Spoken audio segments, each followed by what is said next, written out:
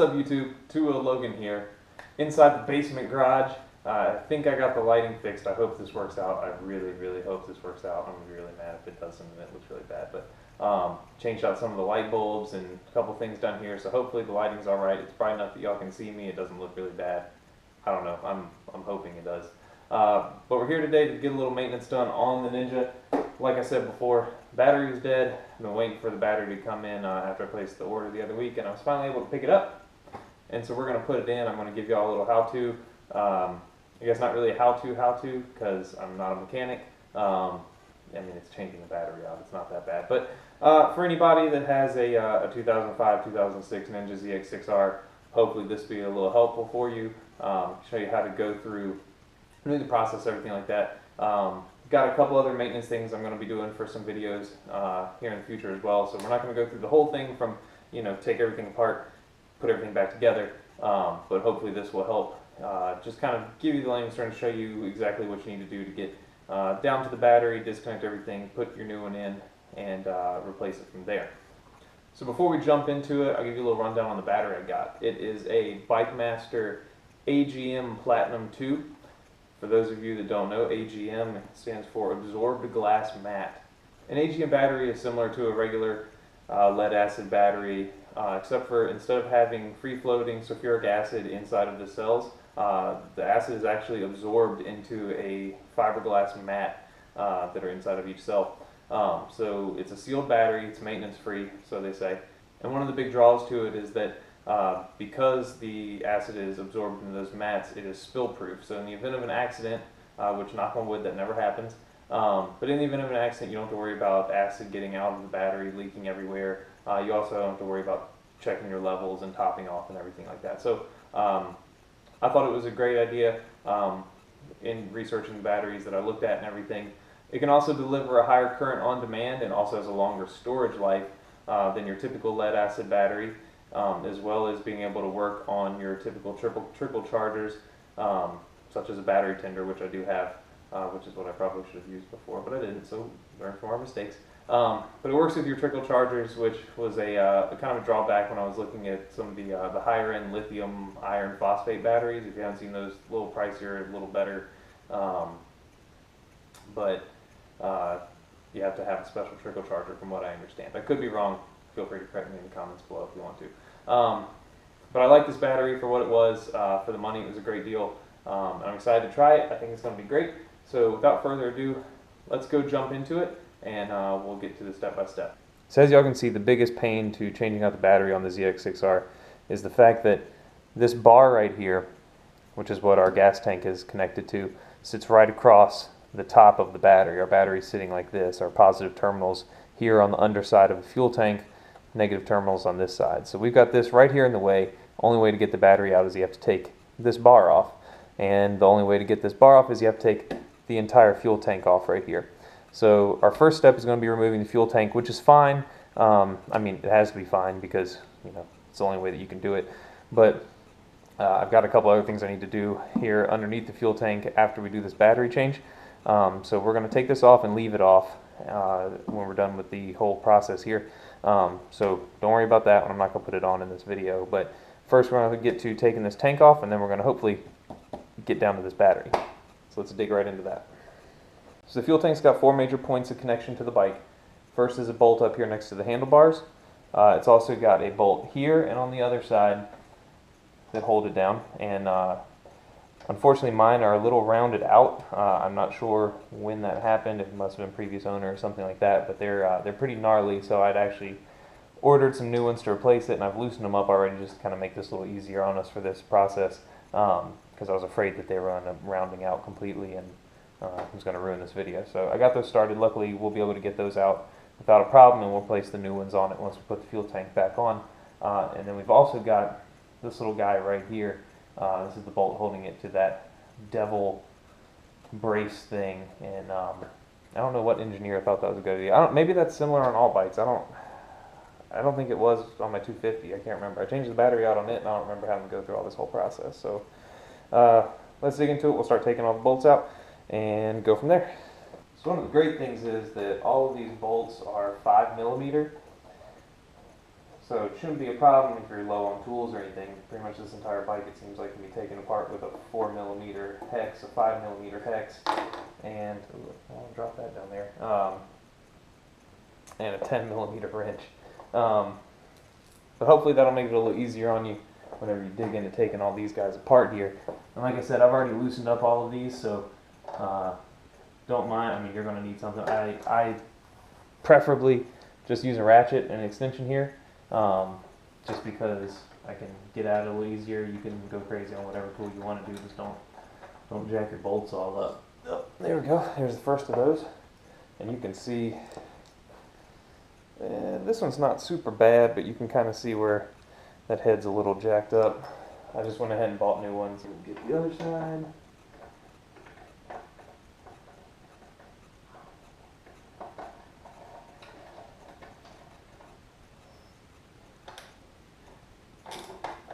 By the way, these ratcheting wrenches are a godsend. I love these things. Should be able to come off. Yep, there we go. One thing I forgot to mention, you are going to have to take off a lot of the fairings to get to this point. I'd already taken those off. I wasn't going to go through the whole process of removing all of the fairings just because that's an entire video in and of itself. And my bike was missing a bunch of the fairing bolts, so I ordered those as well, and we'll get those replaced out. This right here is our fuel disconnect. We're going to disconnect that. Just a little clip that'll pop it off, and then we'll be able to remove the fuel tank. We're just going to stick a rag under here just to catch any fuel that might run off. I think the tank's about empty. Feels like it is. It's pretty light. But we're just going to pop these guys off, which if you bite your fingernails, you probably don't have the nails to pop it off, which I do. I'm surprised I got this to come off as easy as I did, but looks like it's come out like that, and we're just going to wiggle her loose. Oh, there she goes. There's the pop. Alright. And there's a little bit of fuel coming out. We'll just make sure that gets picked up in the rag there. If you're in California, I'm sure they call the police on you or something. I don't know. Also, don't forget there's this little electrical connector right here that goes into the fuel tank, so you'll have to disconnect it as well. And it should be easy enough just to pop off the little clips right here.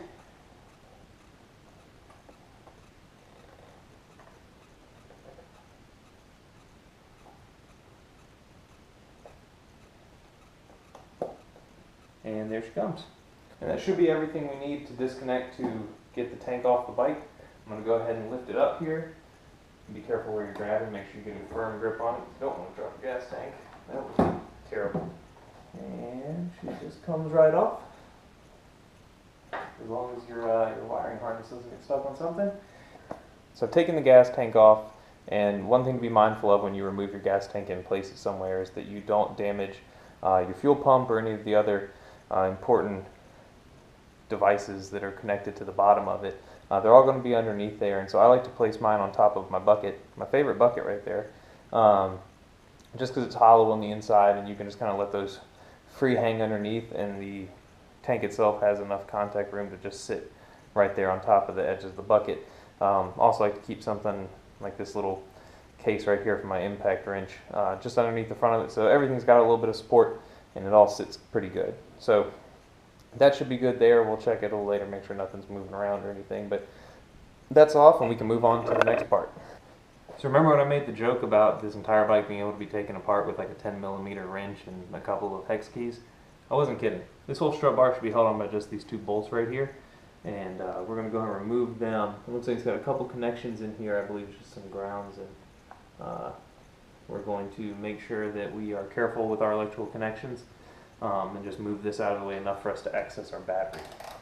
And it helps also if my wrench is going in the right direction. Also be mindful you don't lose your little clip here, because that would suck. That guy's out.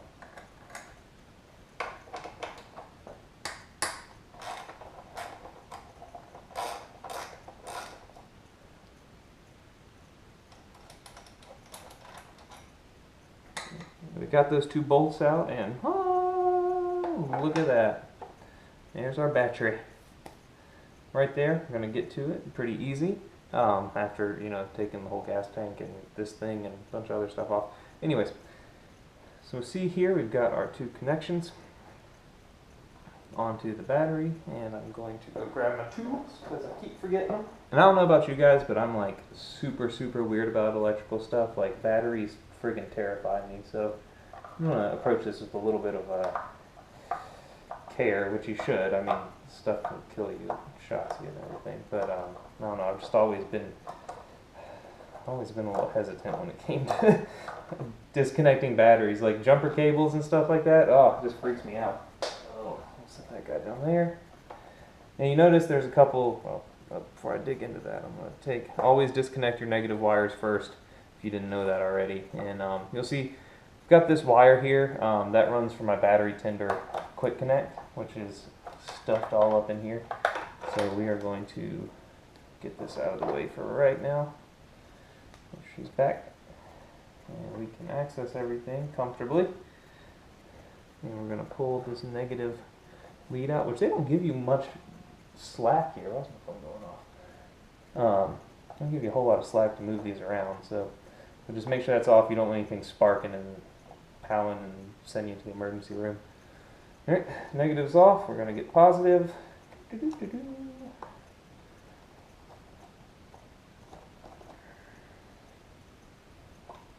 And she's disconnected. All this should be pretty common sense stuff. You've messed with a battery before. I mean, it's not that crazy of a thing. Oh, there's cobwebs in there. Spiders might be worse than an electrical thing. Pretty common sense when you're taking a battery out. The biggest challenge to this bike and doing the whole battery change is just getting to the battery in the first place. So now that we've gotten to the battery, we can just pull it out here, and yeah, she's a little heavy little sumbitch. Look at that. That's probably a stock battery and thing. Oh hey, it's not. That is not the stock battery. It's an AGM battery already in it. That's pretty cool. I don't know when it was swapped out or anything like that, but I mean, I didn't have any problems until this year, and I know it's just because I let it sit and I didn't put it on the tender or anything, so we will avoid that here in the near future. I'm going to set that guy right there until we can take it to actually get disposed of. While we're in here and the tray's exposed, there's some junk in there. I'm going to go get a rag and clean that up. Alright, so that's done. Also, while we're at it with the cleaning, before I stick the new one on, I'm just going to give a little wipe down, knock off any of the corrosion that's on the battery leads here, which it doesn't look like there is much. They're pretty clean, at least from what I can tell. I don't need like not one of those that the thing's got all the caked on junk all over it and take a wire brush to it and everything like that. But they look alright. So here we've got our new battery, still in this box. Pop it open here, get rid of the instructions, because who needs instructions? It says it was charged on the 16th, 12.75 volts. Awesome. Got us some new bolts to put onto it, and let's see, pull her out of here. Look at that bad girl. So with the AGM, and now that I know that it had an AGM in it already, obviously I'm not going to have any weight saving, which you would get in like a lithium iron phosphate battery, but are you going to notice a couple pounds on the bike? Probably not, unless you're some professional racer, which I'm not. So I'm not too worried about it, but obviously it's going to fit. It's perfect OEM replacement, and we're just going to slide her down in there. She is. They're all comfy cozy up in there.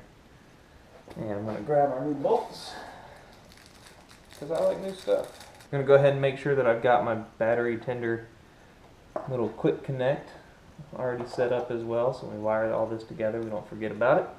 So pull that on through, because I like to keep it right there. And make sure our wires running. There's black for negative and red for positive, because we're smart. And I'm going to go ahead and get this thing connected up. Let's go ahead and get this thing connected back up. You remember exactly how we went with the removal of the battery. You're going to just do the opposite. Go with your positive side first. And this came with little, like, these little square nuts here, a rectangle. They go up under the leads, which the old battery did not. And they are a pain in the butt. But I think I finally got it. Let's friggin' hope I did. Oh no, don't fall out. Please don't fall out. I worked too hard to get you there. Did you get it? Oh, I think I got it. Awesome sauce. There we go. Sorry, that's a little out of your view. I got my arm in the way, but positive side is connected on. Everything looks straight there. Alright, now that we got the positive side, let's go ahead and get the negative terminal, which I'm sure is going to be just as big of a pain in the butt as the positive was. I'm positive of it, actually, that it's going to be a negative experience. Oh, I think I got it. Hot damn. Yes. That was like just sheer friggin' luck. Alright, well, our battery's reconnected. Everything looks good there. Before I go and button everything up, let's go ahead and turn the key, see what happens. Alright, here we go. Hey, did you look at that? Oh, guys, we're out of fuel. That's weird. Don't know why. Just filled up. Just remember before, that wouldn't even turn on. That battery was so dead. Like, it was just completely off. So, good news is, everything's working, it looks like. It seems to be functioning right. There's no smoke or anything coming off of it while it was turned on, so at least we know we're not going to burn the bike to the ground. So that's good. Now that's done, we'll go ahead and pop our 10mm socket back on here, and we'll stick the demon brace back on. Flip that back over to righty-tighty. Button her down. Okay, right. That's what's right. And go ahead and get our bolt with the clip. Remember, don't forget your clip.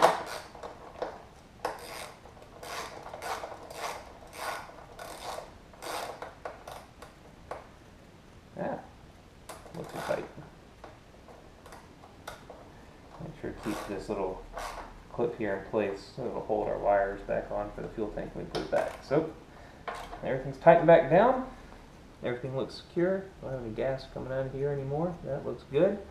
I'm going to consider this a success. That wraps up the first video of our bike fixing series. I hate to call it a series because everybody does a series and it seems kind of kitschy now, but it is what it is. We're fixing all the little maintenance things that need to be done on the bike, and it's a series of videos, so a bike fixing series. This is my first kind of tutorial how-to video, mostly because I'm not a mechanic, I'm not an expert in this. I mean, this is basic put battery in a motorcycle, but I noticed that there's not really a lot out there in terms of how-tos on specific things for the ZX6R, and so I figured that was a nice market to penetrate. So I hope y'all enjoyed the video. Thanks for watching. If you have any constructive criticism for me, let me know. If you hated it, let me know. That's going to hurt my feelings. But I hope this was informative to anybody that needs the information or wants the information. I'm sure most of the procedures are going to be pretty similar to most bikes. This is just specifically on a 2006 ZX6R. So it's going to be very specific to that. But if you like the format and everything, that's great. Like I said, got a couple more videos coming out like this, and I'm excited about them because they're going to be doing a few things that I haven't done before.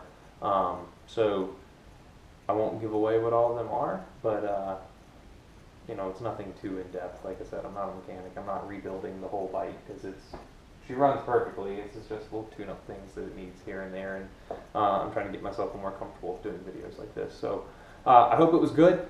Let me know anything that stuck out to you that you didn't like or anything like that. I'll be happy to try and make sure I fix it for upcoming videos. But it's always fun to get our hands a little dirty, and I enjoy doing my maintenance and everything like that, and I enjoy taking you all along with it. So, and as always, be sure to like, comment, subscribe. Like I said, there's going to be a lot more videos coming out of this fashion, so if you like this, I've got a few more that will be coming down the pipe, you know, while the bike is out of commission. And I don't like saying out of commission. While the bike is being worked on, I won't have any riding videos, but I will have more videos like this, so those will be something to look forward to. Once the bike's up running, back to normal vlogs and everything like that. Weather is starting to get really nice, so I'm kind of in a rush to get her done because I want to get back to riding. But if you have any questions or anything, or if I need to clarify any steps I did, you know, I'm filming this on the GoPro, so I don't have the little viewfinder to tell me, you know, what y'all are being able to see. So if my hands are in the way or my arms are in the way or something like that, and you need me to explain anything, I'm happy to do it. Happy to help my viewers as much as possible, so just let me know. I'm going to hop off here and go find something to do around the house until the wife gets home and we can eat dinner, and because I'm getting a little hungry. But anyways, guys, I'll see you on the next one. To Logan. Later.